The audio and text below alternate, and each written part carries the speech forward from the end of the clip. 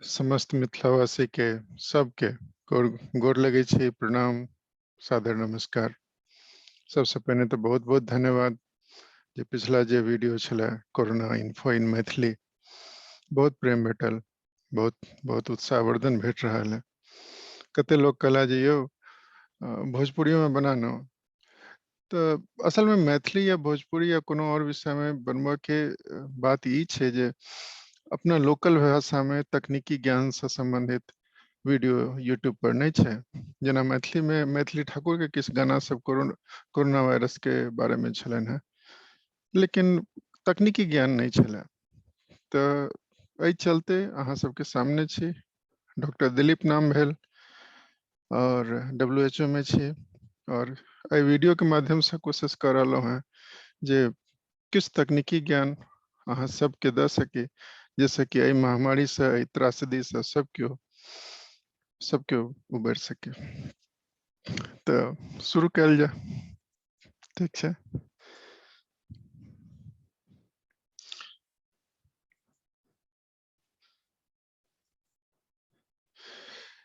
पिछला वीडियो में अपना सब देखने छलिए कि ई कोनो व्यक्ति छथि और केना बच सकै छथि कोरोना से।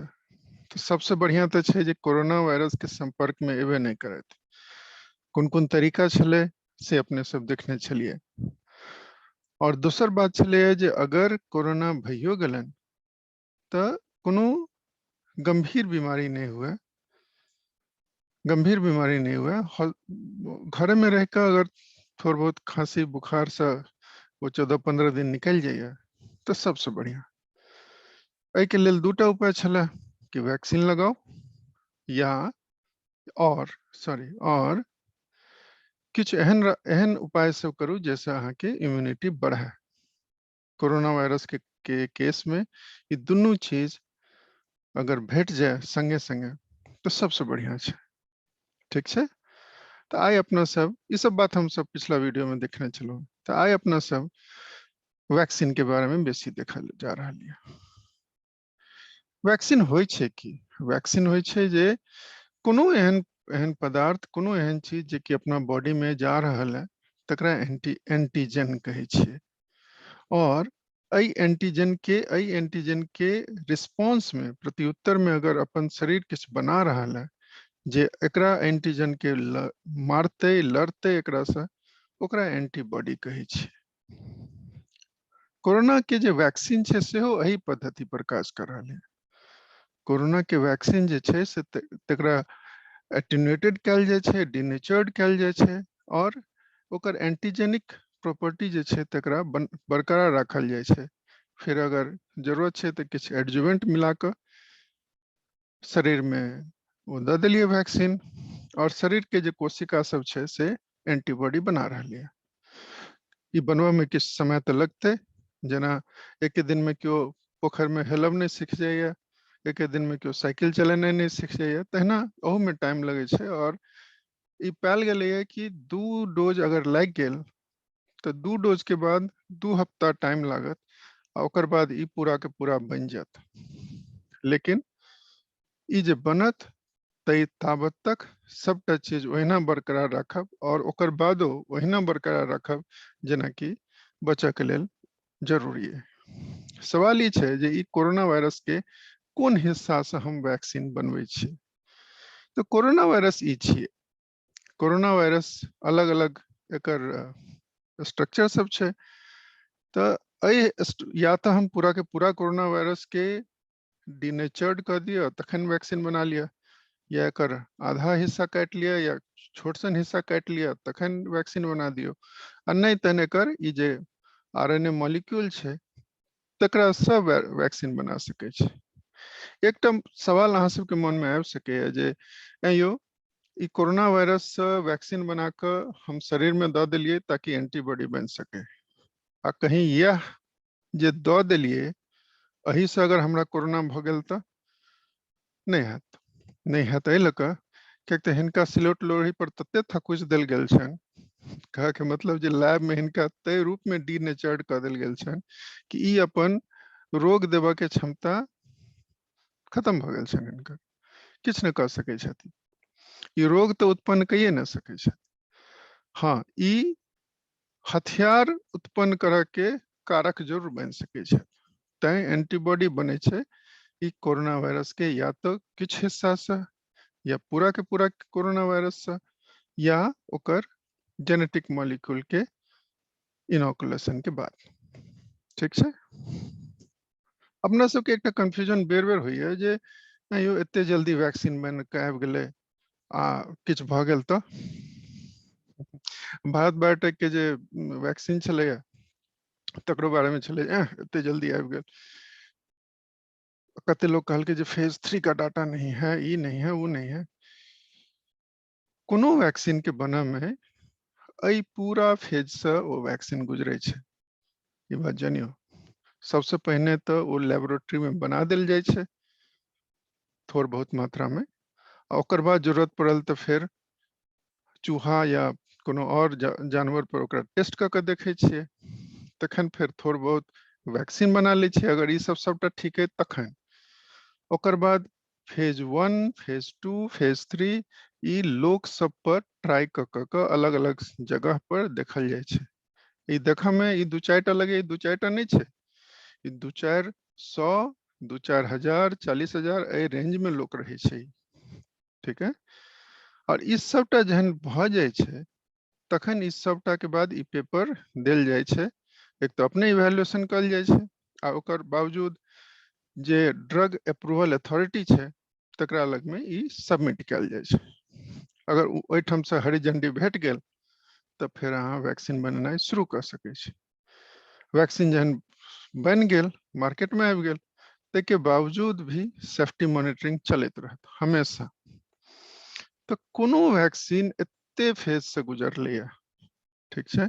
और अहाँ नॉर्मल टाइम ड्यूरेशन देखियो 1 से 5 साल, 1 से 4 साल, ई सब स्टेज में एते टाइम लगे छै। तो अहाँ ई बात के धन्यवाद दियो सरकार के जे एते जल्दी ई सब सबटा के पूरा क अहाँ के इवैल्यूएशन क अहाँ के भेट गेल। कते लोग कहे छै जे मोदी जी देलखिन है, मोदी जी नहीं देलखिन है। ई इवैल्यूएशन करे के जे पावर छै अपना देश में वो central drug standard control organisation, ई स्वास्थ्य मंत्रालय के अंतर्गत आवे वाला एक ऑर्गेनाइजेशन है जे इंडिपेंडेंट काज करैया। और एकर जे हाईएस्ट अथॉरिटी छिया तिनका drug controller general of India कहल जाय छै, जखन बीजी सोमानी छथि। तो ऑफ कोर्स इस गवर्नमेंट के ऑर्गेनाइजेशन छै, लेकिन ई पूरा के पूरा ऑटोनोमस इंडिपेंडेंट काज करे छै और ई सबटा चीज पर नजर रख रहल है। ठीक है। तो ककरो मन में ई शंका नहीं हेबाक चाही जे क्यों नहीं देखलकै और हमरा ले आबि गेल। हमरा लग आबऽ से पहिने ई एते प्रक्रिया से वो वैक्सीन गुजर चुकले, तखन हमरा लग में आयल। ठीक है। कोन कोन वैक्सीन अछि हमरा लग में? कोवैक्सीन अहाँ जानै छलहुँ हैं, भारत बायोटेक इंडियन कंपनी छै, इंडियन कंपनी बना रहल है। कोवैक्सीन बनैया इंडिया में, सीरम इंस्टीट्यूट ऑफ इंडिया बना रहा है, बनैया इंडिया में, लेकिन एकर जे टेक्निक छै, टेक्नोलॉजी वो एस्ट्राजेनेका से आयल छै, जे यूके के ऑर्गेनाइजेशन छै। और तेसर ई रूस वाला एकटा वैक्सीन छै स्पुतनिक वी, जे डॉक्टर रेड्डी लैब इंडिया में बना रहा है। तो एखन अपना सब लग में ई 3 टा वैक्सीन उपलब्ध है और जनरल पब्लिक ला ई 2 टा उपलब्ध है। ई मतलब पाई खर्चा करबे तो अहाँ के स्पुतनिक भेटत। की अंतर छै तीनों में?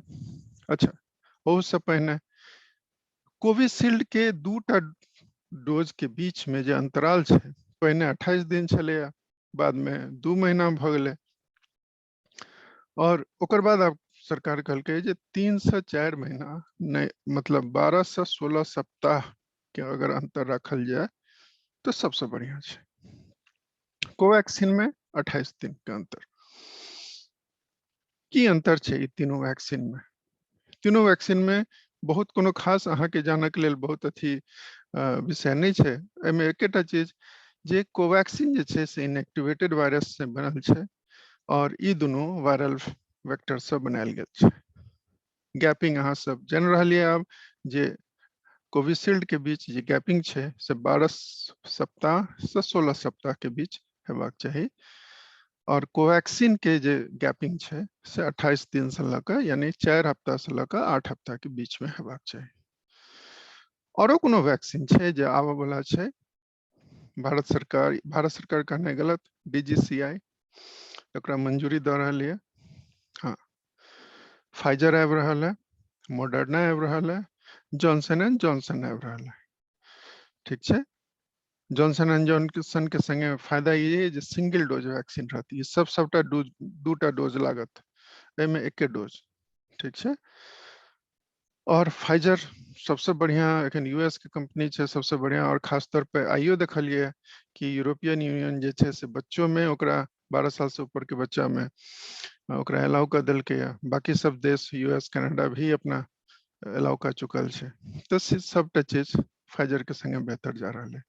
औरो कोनो वैक्सीन जे आबि रहल है जायडस कैडिला के ZYCOV-D ई वैक्सीन के नाम छै। ओना जायडस कैडिला अहाँ सब जान रहलो हैं, वो इंडियन वैक्सीन है। इंडियन वैक्सीन कह के अर्थ कि टेक्नोलॉजी भी इंडिया के बनैया से हो इंडिया में। तो ये सेकंड वैक्सीन है जे कि इंडिया के टेक्निक से, इंडिया के टेक्नोलॉजी से इंडिया में बनत, 3 डोज में ही उपलब्ध रहत। लेकिन ये बहुत नजदीक है, संभवतः जून में आबि जाती जायडस कैडिला वाला। ठीक छै, पिछला 19 मई को भारत सरकार एक एडवाइजरी जारी केलकै। एडवाइजरी हर समय समय पर जारी होते रहे छै और ओई एडवाइजरी के माध्यम से ही बतावे के कोशिश केलकै जे कि वैक्सीन के एखन आब की पैटर्न हेबाक चाही, जे लोक जे लिया तकर की हेबाक चाही, कोन कोन दिशा निर्देश जकरा कह सकी। और एही कॉपी के, एही चिट्ठी के अगर हम एहि रूप में देखिए तो अगर कोविड पॉजिटिव छी, ठीक छै, तो अहाँ कोविड से रिकवर भ गेलौ तकर 3 महीना बाद वैक्सीन लिया। ठीक छै, पहिल बात तो ई कोविड भ गेला तो 3 महीना बाद अहाँ वैक्सीन लेब। दोसर, अगर कोविड मरीज के एंटीबॉडीज भेटलैन या प्लाज्मा भेटलैन इलाज के दौरान अहाँ सब जानै छियै जे प्लाज्मा ट्रांसफर होइ छै। और एंटीबॉडीज ई कने नया नाम है, जहन ट्रीटमेंट बतायब तहन एंटीबॉडीज के बतायब। मोनोक्लोनल एंटीबॉडीज कहे छै, बड महग छै यो। ठीक छै, 1.25 लाख के करीब दाम पड़े छै, छोड़ दियौ एखन नहीं जानू। तो अगर ई भेटल है तो 3 महीना बाद अहाँ डिस्चार्ज के 3 महीना बाद अहाँ वैक्सीन ला सकै छी। अगर पहिल डोज ल लेलहुँ, ठीक छै, पहिल डोज ल लेलहुँ आ ओकर बाद अहाँ इन्फेक्ट भ गेलहुँ कोरोना से, तो पहले ठीक हो कोरोना से आ तकर 3 महीना बाद अहाँ वैक्सीन लिया। अगर कोनो दोसर बीमारी के वजह से आईसीयू में एडमिट करऽ पड़ि गेल, कोरोना नहीं कोनो और बीमारी के चलते, ठीक छै, जे कि बहुत सीरियस छलै, तो अहाँ 4 सप्ताह से 8 सप्ताह अहाँ डिले करू। अहाँ ब्लड डोनेशन कऽ सकै छी वैक्सीनेशन के 14 दिन बाद। लैक्टेटिंग वीमेन, स्तनपान करऽ वाली महिला सब, पहले प्रेग्नेंट और लैक्टेटिंग ई दुनू पर मनाही छलैया। प्रेग्नेंट के एखनो मनाही छै जे प्रेग्नेंट के नहीं लेबाक चाही, लेकिन लैक्टेटिंग के सरकार अलाउ कऽ देलकै जे हाँ जे स्तनपान करबै छथि सेहो लऽ सकै छथि। और सबसे महत्वपूर्ण बात कि वैक्सीनेशन से पहले कोनो तरह के स्क्रीनिंग टेस्ट के जरूरत नहीं है। ठीक छै, तो ई नया एडवाइजरी छै।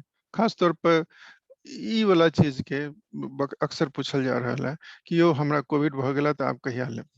ठीक छै, 3 महीना बाद। पहिल डोज ल लेलहुँ तैयो कोविड भ गेल, तैयो 3 महीना बाद। ई दूटा चीज याद रखो, बाकी चीज तो जानकारी भेटिए जात। सवाल छै जे केना भेटत। सरकार एक ऐप बनेलकै, अहाँ सब लग में स्मार्टफोन है, गूगल लिया, गूगल पर COWIN कोविन टाइप करियो, कोविन रजिस्ट्रेशन है तकरा सर्च में द दियो, ई आबि जात, देख लिया cowin.gov.in और एकरा क्लिक करूँ तो ई वाला पिक्चर सहित अहाँ के स्क्रीन पर खुज जात। एठम ई राइट साइड में दायां साइड में देखियो रजिस्टर साइन इन योरसेल्फ, एकरा पर क्लिक कर दियो। ठीक है, जन एकरा पर क्लिक करबे तो अहाँ के ई वाला पेज आयत जेमे लिखल रहत inter your mobile number gate OTP. तो एठा मोबाइल नंबर दे दियो, गेट ओटीपी वाला पर क्लिक कर दियो, ओटीपी आ जात, एकरा में द के ओटीपी यस कर दियो। जन यस कर देबे तो अहाँ लग में 3टा ऑप्शन रहत। ई तो रजिस्ट्रेशन भ गेल। आब अहाँ स्लॉट बुक करू जे हमरा कतो वैक्सीन लेबाक है। तो अहाँ के वैक्सीन देबऽ के लेल सरकार 3टा रास्ता अहाँ के चुनऽ के लेल कहलक। या तो अहाँ गूगल मैप से चुन लिया, ई मैप छिए, या पिन नंबर दे दियो, या डिस्ट्रिक्ट से चुन लिया। तो पिन नंबर से देबे तो सर्च बाय पिन, एठम पिन देबे सर्च करबे तो अहाँ के ऑप्शन आबि जात। लेकिन पिन नंबर देला पर ई होय छै जे ओतबे पिन नंबर एरिया के चीज सब अबै छै। डिस्ट्रिक्ट वाला में और सब बेसी जगह पर आबि जाय छै। जेना एठम देखियो कि बिहार सेलेक्ट कर लेलिए, पहले तो सर्च बाय डिस्ट्रिक्ट पर जाओ, बिहार सेलेक्ट करू, मान लिया अपना सब मधुबनी के छी तो मधुबनी सेलेक्ट कर लिया।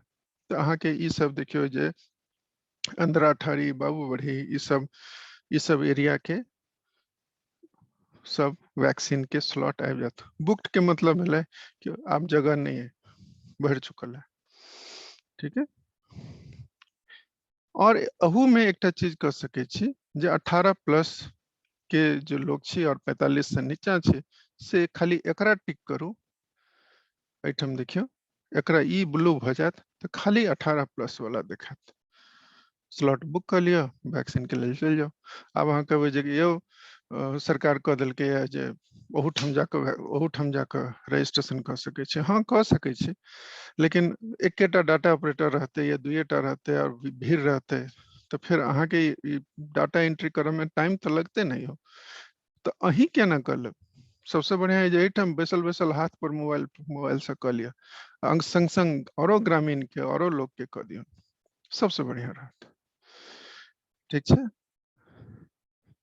सवाल ई छै जे कते ज्ञानी छथि अपना समय जे कहते जे यौ वैक्सीनो लेला पर इन्फेक्शन तो लगिए जाय छै, की फायदा।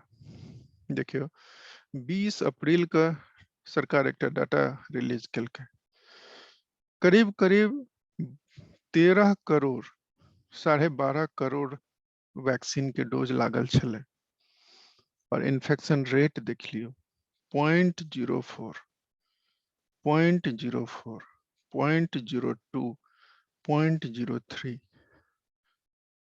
ई फायदा छै वैक्सीन से।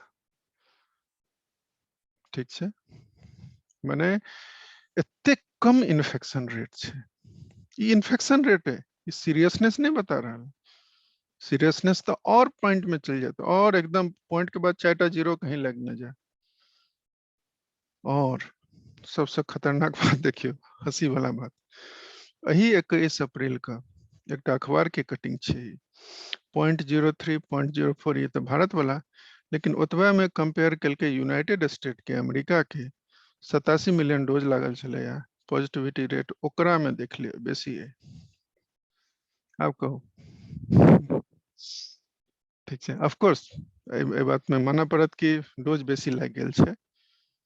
भारतो में जन डोज बेसी लग गेले है, जना 18 मई का एक पेपर के रिपोर्ट छे आईसीएमआर के हवाला से कि कोवैक्सीन में 1.13 इन्फेक्शन रेट देखल गेले है और कोविशील्ड में 0.07। तो यो 0.07 और 1.13 बहुत नेग्लेजिबल भेले यो। 100 में एक आदमी के इन्फेक्शन लग रहा है, बताओ। सीरियसनेस तो और दूर के बात है। तो वैक्सीन सीरियसनेस से बचात, इन्फेक्शन से बचात या नहीं एकर गारंटी नहीं छे। इन्फेक्शन से बचावे वाला गारंटी वो बनलो नहीं गेले है, वो अहाँ के सीरियस नहीं हुआ देत, मरा नहीं देत, ए के लेल वो वैक्सीन बनाल गेले। बाइक चलवे छे ने यो, मोटरसाइकिल, हेलमेटो लगबैत हेबे, तो हेलमेट लगेला के बाद एक्सीडेंट तो नहीं हेबाक चाहिए। कि कार चलबै छी, सीट बेल्ट लगबै छी तऽ एक्सीडेंट तऽ नहीं होबाक चाही, तै के बावजूद एक्सीडेंट होइ छै। तो आकि हेलमेट जहिया पहिर लेलहुँ तऽ दुनू हाथ छोड़ के मोटरसाइकिल चलेबै जे आब तऽ हमरा किछु नहीं हैत, नहीं ने संभव छै। ताहि लऽ कऽ सावधानी ओहिना राखऽ पड़त, ठीक छै। लेकिन हेलमेट लगेला से फायदा ई है जे अहाँके सीरियस नहीं हुआ देत, मरऽ नहीं देत, जतऽ तक संभव छै। कार में सीट बेल्ट लागल रहत तऽ अहाँके सीरियस एक्सीडेंट नहीं हैत। तहिना ई वैक्सीन छै, इहो वैक्सीन ओही रूप में काज करैए जे अहाँके इन्फेक्शन तऽ जे अहाँके इमहर आमहर से जतऽ से इमहर से इन्फेक्शन अगर लागियो गेल तऽ अहाँके सीरियस नहीं हुआ देत। वो एंटीबॉडी जे बनि रहल है अहाँके शरीर में से अहाँके कोरोना वायरस से लड़तै, ठीक छै। तऽ वैक्सीन पर एतबा काफी छै। और कोनो बात हुए तऽ चैट में अहाँ सब जरूर क्वेश्चन में जरूर पूछ लिया। एकटा और विषय है, दोसर है टेस्टिंग, कि कोन टेस्ट और कखन। तो टेस्टिंग के लेल सबसे पहिने अपना सबके फेर से एकटा पुरनका स्लाइड पर ही जाय पड़त जे कोन-कोन सिम्टम होइ छै, लक्षण की होइ छै कोरोना वायरस के। कोरोना वायरस के जे लक्षण होइ छै से बुखार, परसिस्टेंट कफ यानी लगातार कफ होइत रहत, ड्राई कफ हैत और सूंघ के और स्वाद के क्षमता चलि जायत। भोजन करै छी लेकिन भोजन में स्वाद नहीं लगैया, कफ होइया और रुकैया नहीं, लगातार कफ होइत रहैया। ई सब सिम्टम छै। एहि के संग संग आँखि लाल भऽ सकैया, पेट खराब भऽ सकैया, गला में खराश भऽ सकैया, लगैया गला जाम है एकदम से, हेडेक भऽ सकैया, डिस्कॉर्डेशन ऑफ फिंगर्स ऑफ टोज और ये भऽ सकैया, मसल पेन भऽ सकैया। तो ई सब चीज लक्षण छै। एहिमे से एकोटा चीज अगर भऽ सकैया तऽ अहाँ बुझू जे कि हाँ शायद हम संभावित मरीज छी कोरोना से, ठीक छै। एहि के बाद हम एकटा चीज देखेने रही जे कि अगर मान लिया आई इन्फेक्शन लागल तो वही दिन अहाँके सिम्टम नहीं आयत, 4 दिन इम्हर, ओकर बाद से धीरे धीरे पांचवा छठा दिन के बाद से सिम्टम यानी लक्षण शुरू हैत जे 6 दिन 7 दिन तक नॉर्मल चलत और ओकर बाद धीरे धीरे सिम्टम कमजोर होइत जायत, यानी अहाँ बेहतर भेल जायब या सीरियस से भऽ जायब। तो 85% और 15% वाला जे रेशियो छै, 85% कहे के मतलब कि या तो अहाँके किछु नहीं हैत या थोड़ बहुत किछ सर्दी खांसी बुखार भऽ कऽ रहि जायब, या 15% वो ग्रुप छै जे हॉस्पिटल पहुंचाइए टा देत, और में से 5% वो ग्रुप छै जो आईसीयू पक्का छै। अब आईसीयू के बाद कते आदमी घुर के आता नहीं कह सकै छै। तो हमरा आई इन्फेक्शन लागल, हम 85% वाला ग्रुप में रहब आकि 15 वाला ग्रुप में रहब, भगवाने टा जनै छथि, हम तऽ नहीं जान रहलहुँ। ताहि लऽ कऽ वैक्सीन लगा लिया, ठीक छै।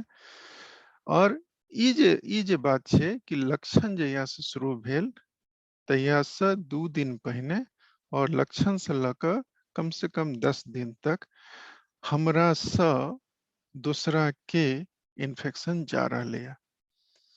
एहि दुआरे अपना आप के अलग करू, आइसोलेट करू। सबटा पूरा महामारी के जे अगर जड़ देखिए या 10 दिन छै, ठीक छै। सवाल छै टेस्ट केना करबै, बुझबै केना, एक तऽ लक्षण अहाँके बुझा देत, दोसर एकरा कंफर्म केना करबै। 4टा टेस्ट है अपना लग में। एंटीजन टेस्ट जे कि हम अखन हमरा लग में एखन हमरा इन्फेक्शन अछि कि नहीं बतायत। आरटीपीसीआर टेस्ट, एही में ट्रूनेट टेस्ट भी एकटा अलग से छै, और एकटा एंटीबॉडी टेस्ट है जे कि पास्ट इन्फेक्शन के बतायत जे हमरा कहियो कोरोना भेल छलै तऽ। एहि तीनों के करंट इन्फेक्शन के श्रेणी में राखल जाय छै। एहि तीनों के जांचक के लेल नेजल स्वैब या माने गला से छुआ के या नाक से छुआ के सैंपल लेल जाय छै और ओकरे बाद ओकरा जांचल जाय छै। ठीक है, खुशी के बात ये है जे भारत में एखन कोविसेल्फ नाम से सेल्फ एंटीजन किट से हो आबि गेल, यानी अपना घर पे मंगाओ और खुद ही जांच लियो, अपने से जांच लियो, से संभव आब भ रहल है। ठीक छै, धीरे धीरे देखे छै जे आखिर बात की सब छै एहि सब टेस्ट में। ये देखियो, ये जे डायग्नोस्टिक टेस्ट के बात कहलौं, ये एंटीजन टेस्ट भेलै, जे कि एठम सी और टी लिखल छै, सी माने कंट्रोल, टी माने टेस्ट। तो अगर सी खाली पॉजिटिव माने लाल लाल देखबैया, टी में किछो नहीं देखबैया, तो ये नेगेटिव है। सीओ में लाल देखबैया और टीओ में लाल देखबैया, तो पॉजिटिव छै। ठीक छै, तो ई भेलै रैपिड एंटीजन टेस्ट।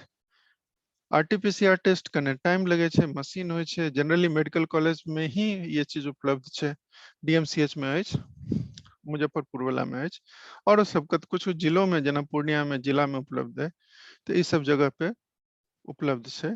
दरभंगा में, पटना में एनएमसीएच, पीएमसीएच, एम्स, आरएमआरआई उपलब्ध छै इस सब जगह पर। और ई सर्वेलेंस टेस्ट होय छै, ई ब्लड से लेल जाय छै, तो एंटीबॉडी टेस्ट छै। ई पास्ट इन्फेक्शन के बतायत जे पहिने अहाँ के भेल छले। एक एक करके देखिए, जे मॉलिक्यूलर टेस्ट छै, जे जेना आरटीपीसीआर भेलै, ट्रूनेट भेलै, रैपिड एंटीजन टेस्ट भेलै, तो एहिमे या तो नाक से लिया या मुंह से लिया, मुंह से सैंपल ल के तहन फिर प्रोसेस क के बता दियो। एंटीबॉडी टेस्ट छियै, जे अहाँ के खून लेबऽ पड़त, और खून ल के तहन फिर प्रोसेस क के बता दियो। रह गेलै रैपिड एंटीजन केना करबै, तो जनरली रैपिड एंटीजन अपना ठाम जे जते किट छै, 300 से ऊपर किट छै भारत में। ठीक छै, 300 से ऊपर तरह के किट, 300 किट नहीं, 300 से ऊपर तरह के किट उपलब्ध छै भारत में।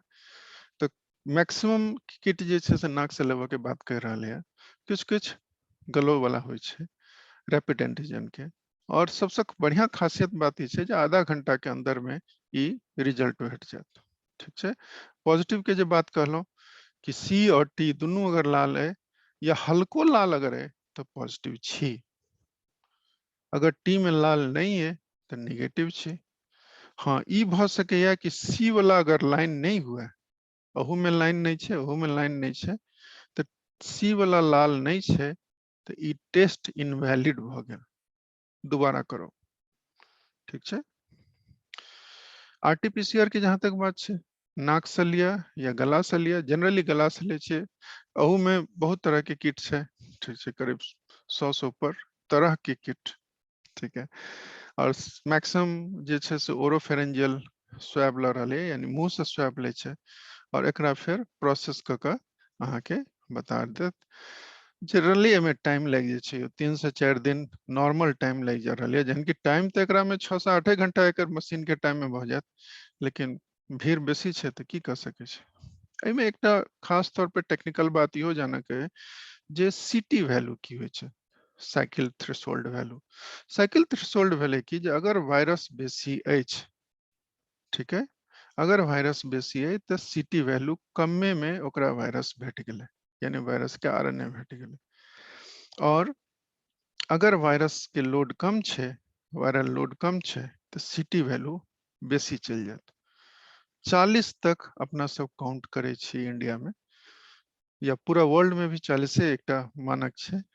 40 सीटी वैल्यू तक अगर है, और तैयो अगर आरएनए नहीं भेटले, मतलब कोरोना वायरस वाला, तो आरटीपीसीआर निगेटिव भ जात। जेना बुझियो ना कि पोखर में एके दूटा माछ छै, आ जाल फेंक रहलहुँ, एक बेर फेंकलहुँ, 2 बेर फेंकलहुँ, 10 बेर फेंकलहुँ, माछ पकड़ाइए नहीं रहल, अकच्छ भ के अहूँ कह देबै जे धू नहीं पकड़ात, अछि नहीं माछ। वह बात अहूठाम छै, अगर वायरस कम है शरीर में, वायरल लोड कम छै, तो 40 साइकिल तक ओकरा जांच करबै, अगर वायरल आरएनए भेटले तखन तो अहाँके पॉजिटिव देखात, अगर वायरल आरएनए नहीं भेटले तो नेगेटिव देखा देत। लेकिन एहि सीटी वैल्यू से कोनो तरह के कंफ्यूजन नहीं होबाक चाही। सीटी वैल्यू से कोनो फर्क नहीं पड़े छै अहाँ के क्लिनिकल चीज में, वायरस लोड कम है या वायरस लोड बेसी है, कोनो फर्क नहीं, कियाक तऽ शरीर में गेला के बाद वो तुरंत रिप्रोडक्शन क के अपन संख्या बढ़ा लेत, चाहे वो कमे है तो की है क सके है। ठीक है, तो सीटी वैल्यू खाली जाना के लेल अहाँ सबके जे सीटी वैल्यू अगर कम रहे तो वायरल लोड बेसी है, सीटी वैल्यू बेसी है तो वायरल लोड कम है। 40 तक 40 सीटी वैल्यू तक इंतजार करे छे। या दूटा मेथड छे। जनरली अगर हम आरटीपीसीआर ले छिए तो गला से ले छिए और रैपिड एंटीजन ले छिए तो नाक से ले छिए। लेकिन एहन नहीं छे, कते किट छे जे कि गला से लेल जाय छे और कते किट छे जे नाक से लेल जाय छे, मतलब अलग अलग चेंज में भ सके। एहन कोनो बात नहीं छे जे यह हेतै तखने हेतै। रैपिड एंटीजन टेस्ट कहलौं जनरली हम सब नाक से ल रहलिए इंडिया में, ठीक छे, और एकरा प्रोसेस क के 15 से 30 मिनट में अहाँ के रिजल्ट आबि जायत। या देखियो नेजोफेरेंजियल स्वैब कलेक्शन पहिल और ऑप्शनल में गला से, तो रैपिड एंटीजन के लेल भी ऑप्शनल में गला से हम ला सके छी। ठीक छे, 30 मिनट में रिजल्ट भेट जायत, सबसे बढ़िया। ठीक है, सवाल ई छे जे कखन कोन टेस्ट करी, और यही ठम सबसे बड़का पेच छे।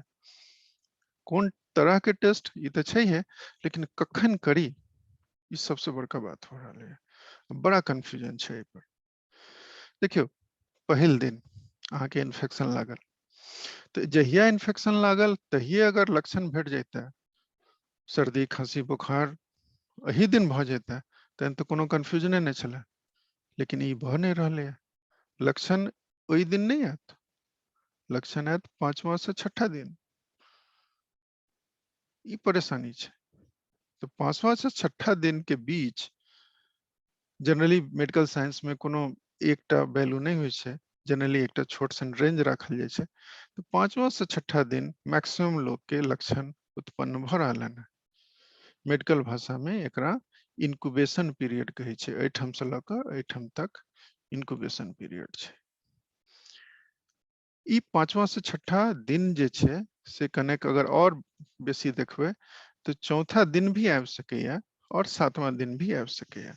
कह के अर्थ कि अगर वायरस बेसी घुस गेला शरीर में तो चौथे दिन आबि जात, और अगर वायरस कने कम है आ इम्यूनिटी बढ़िया काज कर रहा है तो लक्षण आवे में 7 दिन भी लग सके। लेकिन इहो पर संतुष्ट नहीं छे वायरस। वायरस के एकटा रेंज छे जे लक्षण हम कहिया तक द सके छी या कहिए से शुरू कर सके छी। तो 2 दिन से लक 14 दिन के बीच कखनो लक्षण आबि सके, कखनो 2 से 14 दिन। यही कारण से आइसोलेशन, होम आइसोलेशन 14 दिन तक कहल जाय छे। कहियो लक्षण आबि सके और एहि बीच में अहाँ बाकी लोग के द सके छिए, जे के चलते अहाँ के आइसोलेट हुआ के लेल कहल जा रहा है। अब सवाल छे जे कि 2 से 14 दिन इनक्यूबेशन पीरियड अगर भ सके रेंज में, जेहन कि नॉर्मल टाइम 5 दिन छे, तो हम कौन टेस्ट कराओ और कखन कराओ। देखियो, सिम्टम आयल, लक्षण सिम्टम ऑनसेट, तो सिम्टम ऑनसेट से ठीक छे, ई छे गुलाबी वाला एंटीजन टेस्ट। सबसे बढ़िया एंटीजन टेस्ट करा लिया अगर सिम्टम है तो शुरुआत में। और पीसीआर टेस्ट वही के संगे संगे अहाँ देखियो कि पीसीआर टेस्ट से हो अहाँ के सबसे बढ़िया रिजल्ट देत। लेकिन पीसीआर टेस्ट के जे रेंज छे, यानी सिम्टम आवे के 1 दिन 2 दिन पहले से लक और करीब करीब 3 हफ्ता तक पीसीआर के रेंज छे, ई पॉजिटिव आबि सके अहाँ के, खूब बढ़िया पॉजिटिव आबि जात। लेकिन एंटीजन टेस्ट जे छे से 2 दिन पहले से लक और मुश्किल से 1 हफ्ता, मैक्सिमम भेले 1 हफ्ता, माने सिम्टम से 1 हफ्ता तक ही एंटीजन टेस्ट पॉजिटिव हैत। ओकर बाद आवे के चांस बहुत कम हुआ लगे छे। ठीक छे, रह गेले ई जे ब्लू वाला है, ग्रीन वाला, ब्लू वाला जे कही, तो ई जे छे से एंटीबॉडी टेस्ट छे। और एंटीबॉडी टेस्ट में देखियो कि दूसर सप्ताह से शुरुए हैत। ते लऽ कऽ अगर एहिठाम पहिल सप्ताह करै छियै, जेना जहिना सिम्टम आयल तहिना अहाँ अगर अहाँ एंटीबॉडी टेस्ट करा देलिए, कोनो फायदा नहीं, नेगेटिव आयत। एहि चीज के ध्यान रखब, लक्षण आयल तऽ एहि दुनू में से कोनो टेस्ट कराओ, दुनू पॉजिटिव आबि जायत। कोनो एकटा पॉजिटिव आबि गेल, पॉजिटिव छी, कोरोना पॉजिटिव छी। दुनू जे छै से पहिने भी, यानी लक्षण से 2 दिन पहिने तक अहाँके पॉजिटिविटी देखा सकैया।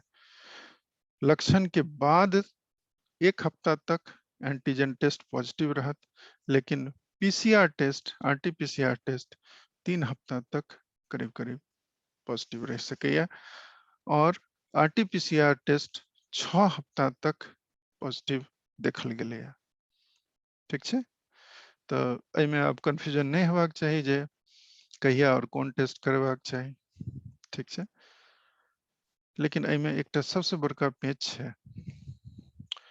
अगर मान लिया कि इन्फेक्शन भेल और 5वां 6ठा दिन कोनो लक्षण नहीं आयल, तैयो हमरा लागल जे संदेह है, हम टेस्ट करेलहुँ आ टेस्ट निगेटिव आबि गेलै, तो हम बुझलहुँ जे हम तो फ्री छी, किछो नहीं भेल। लेकिन और हम की केलहुँ जे हम फ्री छी, निगेटिव छी, तो हम बाकी सबसे भेंट घाट, फलना चिलना, खेलनाइ दुकनाइ सबटा चालू भ गेल। 1 दिन बाद 2 दिन बाद हमरा फेर से सिम्टम आबऽ लागल, और 2 दिन बाद तक हम अगर फिर से टेस्ट करेलिए तो पॉजिटिव आबि गेलहुँ। आब ई कहू जे हम खेलनाइ धुपेनाइ केलिए निगेटिव अयला के बाद, ई सबके न दऽ देलिए यौ। तैं 0 दिन से लऽ कऽ 14 दिन तक घर में परिवार के कोनो व्यक्ति के संग में नहीं, निगेटिव आबि गेलै तैयो ठीक छै। अगर लक्षण नहीं आयल है तो पूरा 14 दिन, लक्षण आयल और टेस्ट करेलहुँ, पक्का पॉजिटिव आबि जायत। संभव नहीं है जे कि निगेटिव आवे। अगर एंटीजन में निगेटिव आवे लक्षण के बावजूद, आरटी-पीसीआर करा लिया, यह गाइडलाइन कह रहा है। अगर अहाँ के लक्षण है और एंटीजन निगेटिव आबि रहल है, एंटीजन टेस्ट आरटी-पीसीआर करा लिया, ठीक है, आरटी-पीसीआर में क्लियर भ जायत। लेकिन अगर अहाँ निगेटिव माना के भूल कर लेलहुँ और बाकी सबसे मिला जुला लगलिए, बाद में सिम्टम आबि गेल, तो एहिठाम से लऽ कऽ एहिठाम तक जते आदमी से अहाँ मिललिए या जुललिए या, सबके कोरोना हुआ के चांस भ गेल छै। ठीक है, तो एहि चीज के ध्यान रखू। सेम यह बात कहने रही, मान लिया एहिठाम इन्फेक्शन भेल, सिम्टम शुरू भेले 5वां दिन, जे पहिनों से कहि रहल छी, तो 1 से 2 दिन पहिने, 1 से 2 दिन अहाँ के देखियो, ई आरटी-पीसीआर वाला छै ब्लू लाइन, और ये एंटीजन वाला छै रेड लाइन, तो ई दुनू चीज अहाँ के पॉजिटिव भेट सकैया। सिम्टम के दिन पक्का दुनू अहाँ के पॉजिटिव भेटत। लेकिन आरटी-पीसीआर देखियो कि ई बहुत आगू तक भी पॉजिटिव भेट सकैया। ऑफ कोर्स ई जे रेंज छै से एकटा लेवल जरूर छै थ्रेशोल्ड के, ऐसे ऊपर रहते तखने डिटेक्ट करत, ऐसे नीचा रहते तो डिटेक्ट नहीं करत। तो ई आरटी-पीसीआर करीब करीब 21 से 22 दिन तक सिम्टम के बाद अहाँ के पॉजिटिव भेट सकैया। ठीक है, अगर ब्लड टेस्ट के बात करें, आईजीएम और आईजीजी, तो आईजीएम 7वां दिन से बननाइ शुरू होइ छै, डिटेक्ट हैत करीब 10वां दिन के बाद, तखने अहाँ आईजीएम पॉजिटिव है। 14 दिन के बाद आईजीजी बननाइ शुरू होइ छै, तो 15-16 दिन के बाद ही आईजीजी पॉजिटिव है। आईजीजी एक बेर बन गेल तो काफी लंबा दिन तक रहे छै ब्लड में, ऐसे कोनो कंक्लूजन नहीं। कते लोग हमरा वो टेस्ट के फोटो भेजला, यो हम ठीक भ गेलहुँ आ तहन हमरा ई टेस्ट करायल गेला, कोन टेस्ट? Antibody test. अरे वो हर हाल में पॉजिटिव हेतै यो, कोनो कंक्लूजन नहीं वैसे निकाल सकै छै, नहीं करो वो टेस्ट। रिकवरी के बाद ई टेस्ट के कोनो वैल्यू नहीं, वो एबे कर दे, नहीं आयल से गड़बड़। ठीक है, वो पॉजिटिव है, बढ़िया है जो पॉजिटिव आबि रहल है, शरीर के इम्यूनिटी बता रही है कि आईजीएम आईजीजी पॉजिटिव है। ठीक है, तो कंफ्यूजन नहीं होना चाहिए अब टेस्ट में। फिर से 0 डेज सिम्टम शुरू भेले, आरटीपीसीआर के थ्रेशोल्ड मतलब ऐसे कम हेते तो आरटीपीसीआर भी नेगेटिव हो जाते, तो 0 दिन पर अहाँ के आरटीपीसीआर पक्का पॉजिटिव हैत। वैसे 2 दिन पहिने तक पॉजिटिव भेट सकैया। सबसे बढ़िया अहाँ के 5वां दिन से लक 5वां दिन से लक और 15वां दिन तक के बीच ये आरटीपीसीआर पॉजिटिव दिखात। ओकर बाद इहो धीरे धीरे धीरे धीरे कम भ जात और 20-21 दिन होत होत इहो नेगेटिव चल जात। ठीक है, तो भगवती सबके नीक राखत, सबके सुखी रही, निरोग रही। फिर से कोनो अगर त्रुटि भेल हुए क्षमा करब। सबके नीक रहो, खुशी से रहो। नमस्कार, बहुत बहुत धन्यवाद, बहुत नीक लागल।